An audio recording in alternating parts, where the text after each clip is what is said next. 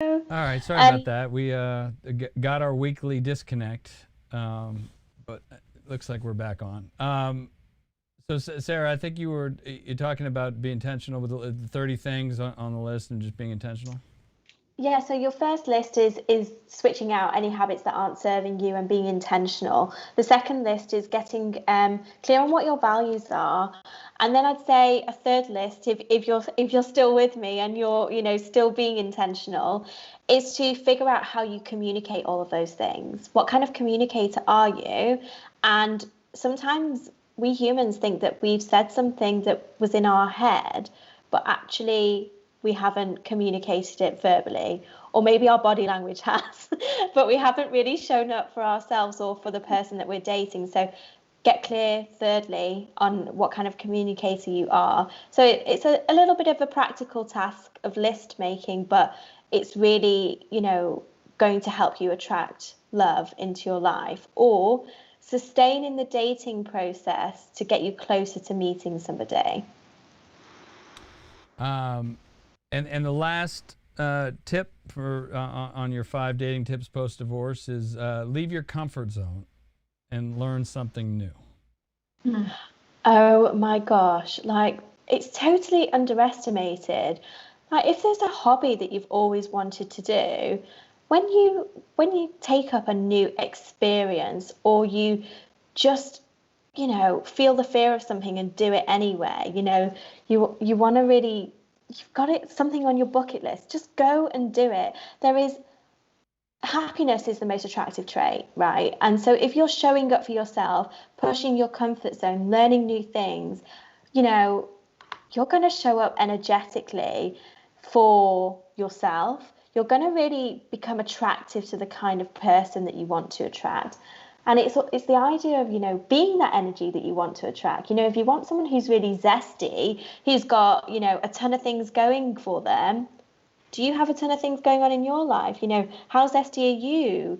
What are your passions? What can you bring to a conversational table? What are you doing for yourself that lights you up and sets your soul on fire? That's attractive. That's really hot, isn't it? So, stretch your comfort zone, learn something new, do the bucket list things, and share it in conversation, and it'll be really attractive to the people you're dating. Kate, you have anything on that? No, I love that. And I also wanted to add to the last thing about communicate about communication, because most people are shit communicators. I mean, most people really, again, talk about something we have not learned in school. And Susan knows, like, this is my jam. Communication's my jam.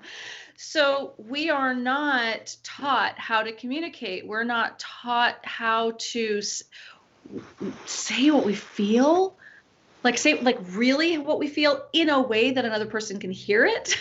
Right? We're not taught and this is also because we're not really taught emotional intelligence. We're not taught to even identify our feelings, let alone then be able to communicate them effectively to another person, right? So it's tragic. It's tragic, the number of things that go sideways. I'm sure you see this as a dating coach all the time. The number of things that go sideways because people are just not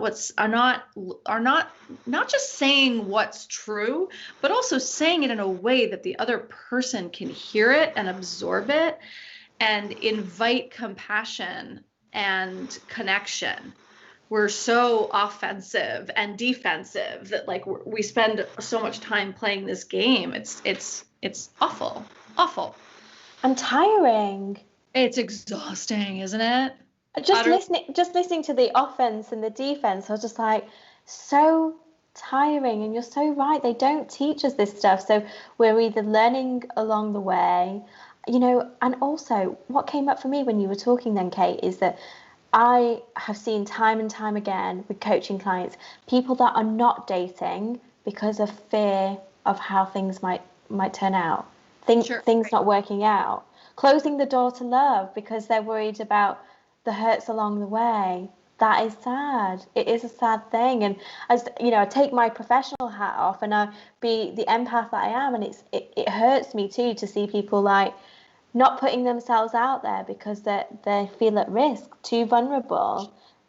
And I think that there's legitimate, like after a divorce, right? There can be legitimate fear especially if you've suffered any trauma or abuse in your relationship, right? I think that's legitimate and needs to be healed before you go out into the dating world, for sure. But then when it transitions over into an excuse and not, right, they say they want something, but they're not actually doing any of the work to actually get it, right? If they're working with a dating coach, but they're like, I'm not dating because I'm afraid, it's like, well, which is it here? But I think it's important to just say that also, if you have like legitimate fear and legitimate trauma from your relationship, work through that. Get the help that you need for that, for sure. Because you can't, if you bring that into your next relationship, it'll never go anywhere. It'll never work. Yeah, I mean, I could relate a lot to that. And we were talking before, and Susan was jabbing at me a little bit about my wife, and I was complaining about never experiencing Tinder. But one of the things that I almost walked away from was her because of the fear of the story that I told myself about marriage and about the institution, from my parents' divorce to ultimately my own divorce from Nikki, to this shit just doesn't work, and almost ended up blowing the relationship with Nadia because of that fear, and so that brings up a lot of stuff, but luckily she, for whatever reason, she stuck around and let me work through my shit. So I guess the $64,000 question, and Susan's been asked it a lot, and it's been brought up here, and again with the, I guess, caveat that not everybody's the same, no two people are the same, but when can you tell when a client comes sees you who's been through a divorce, male or female, that they are ready to start dating again? When they are excited about the possibility. When they feel that they are in a space that their heart is ready to love and receive love, and they're just like, okay, I'm excited about the possibility. That's when they're ready. Really simple. Kate? In the end. Do you have any insight on when you could tell your clients when they're ready? I mean, I love that. Yeah. You really could just drop the mic on that one. Yeah, I'm like, I was like, am I excited to date again? I was self-assessing. So I think that's beautiful, right? I think that covers everything, right? It covers all the other things that you could be asking or looking at or looking for. I guess I'm the only guy, so I can play the role. But when I got divorced, I think there was a difference between I was excited maybe not to start dating or being in a relationship again, but I was excited to, for lack of a better word, play the field. I mean, is there, right, there's a differentiator between what you said and, what I just said about when people are ready. Yeah, but it's like aligning yourself with the intention. We talked earlier about, just vocalizing that and being an exceptional communicator with your integrity about your intention. And I think, dating is a process. And if you're excited about the possibilities, so I didn't say relationship on purpose because it's about being excited about the possibilities aligned with your intention. So if your intention is to, okay, I'm ready to meet someone and have a significant relationship, but I'm excited about the process, the people, the journey I go through, what I learn about myself. It's when you're excited about the possibilities and the process, that's when you can align with whatever your intention is. But you're okay to start dating at that point. I really believe that. And Kate said something earlier about, people really dealing with their shit after a divorce. And I thought something that I kind of, like a meme or something I saw a couple of weeks ago, we grow through what we go through. And I was thinking when Kate was talking, when you feel like you have grown from all of the things that you've gone through, and you feel like you've learned and you've taken stock and you've got some really solid lessons about yourself, what you're willing to accept, what you're not in love and in life, you can hit the ground running at this point when you've grown through it all and you're like, okay, I'm excited about the possibilities. Let's go. That's phenomenal. Well, with that, I want to thank you for coming on. Where can people find more about you? And I would recommend people going to your blog on your website, because it's just a gold. It was a well of information and great resources. So, where can people find everything about you? Thank you so much. People can go to lovelessonsglobal.com for anything dating coaching, loads of blogs, loads of articles on there, or just, maybe someone's thinking about, okay, I want to work in the dating industry. Go to sarahlouiseryan.com and you can see all the different things that I get up to. No 2 days are the same. Or even if you've just got a question about today's chat or just want to say hello, drop by and say hello. That's it. I'm an open book. And social media? Sorry, getting late. I know it's late for you in the UK, so I'm going to stop complaining. I had a 7 p.m. coffee, especially for this call, and my cap is 5 o'clock. Wow. Anyway. Special. You can find me on Instagram, which is lessonsinlove_, or on the Twitter, as I say, is at dating Sarah Lou. Oh, that's cute. That's cute. Thank you so much. And of course, if I can pull it up here somewhere, I will put up the social media for all of you guys. Can I just say my favorite phrase that I just learned in all of this was that you can find a zesty relationship. Thank you, Sarah. I'm going to be using that a lot. I'm like, zesty is exactly what you want in your life.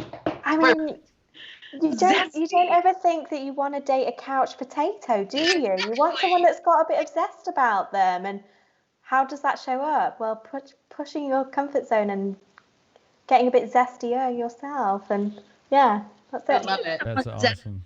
He was very exhausting. Yeah. That is where you can find Kate Anthony and Susan Guthrie, and Nikki and myself are Happy Divorce and Beyond podcast, and Kate Anthony, Divorce Survival Guide. Kate, who do you have on Thursday on your podcast? That's such a good question. Oh, I have Mira Kirschenbaum. This is so exciting. So Mira Kirschenbaum wrote the book, Too Good to Leave, Too Bad to Stay. Oh, good one. She has written a bazillion books. After this conversation that I had with her for this, she just wrote a new book. I basically have adopted her as my new mom. Sorry, Mom. I'm obsessed with this one. I love her so much. So I have her on. But this week, running right now until Thursday, is Dr. Elizabeth Cohen, because her book came out last week. Tomorrow. Tomorrow. Her book is coming out tomorrow. So she's on the podcast right now until Thursday. And then then I release my Mira Kirschenbaum. So check out Dr. Elizabeth on all the podcasts. I'm sure we know the answer to this, Susan, but who's your guest tomorrow released?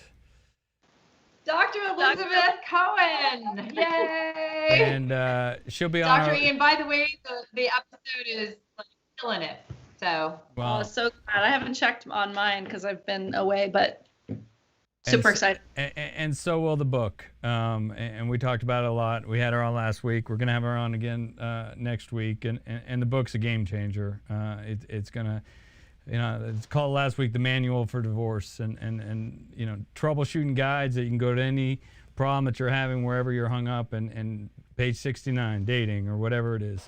That was by random occurrence. I used that number. But also want to remind people that Wednesday we're doing a seminar, Doing Divorce Differently, with some of the biggest thought leaders in the industry who are taking a different look, much like we all are. And you can get tickets at doingdivorcedifferently.com. It's Wednesday from 12 to 6 p.m. Then it's gonna be fun. We have one Miss Susan Guthrie running the show there. Oops, sorry. So go check it out. There's 2 tickets available. One's a VIP ticket and one's a regular one. VIP ticket, you get all kinds of goodies. I mean, a T-shirt from Susan, books, Our Happy Divorce, Dr. Cohen's book, Ashley Nicole Russell's book. So it's worth it. So hopefully everybody will check that out. Thank you very much, Sarah, for coming on. You, it was great. Thank you so much for having me. And I was just thinking, oh my gosh, you guys have got such an exciting week ahead, haven't you? Some are more exciting than others, including Susan, who is like what do you call it? The unscripted author, co-author, or co-promoter, I should say, of Sarah. Why don't you say of Dr. Elizabeth's book? Why don't you say your week? Yeah, so today was the podcast episode with Dr. Elizabeth. Tomorrow is yesterday was live stream, IG or the IG yesterday live. we did an IG live stream. Wednesday is the Doing Divorce Differently event. Thursday night we are doing at Shakespeare and Company in New York, virtually, sadly. We are doing her book launch of book signing event and book reading. And Friday we rest to start it all over again. But I couldn't be happier. I'm so happy for her, and I know this book is really truly going to change people's lives. And as a 30+ year divorce professional watching lives be impacted by divorce, I am very happy for people to have this resource. So couldn't do enough to support her and the book. Amen. Okay. Excellent. Yes. Thank you, Sarah. Again, people just whatever tune in. UK, what is it? 11 o'clock there now. It's bedtime. It's bedtime. Well, it's 6 o'clock here, and it's bedtime too, so I can't even imagine. But Kate, Susan, Sarah, thank you so much. Next week, Dr. Elizabeth Cohen again, and thank you again.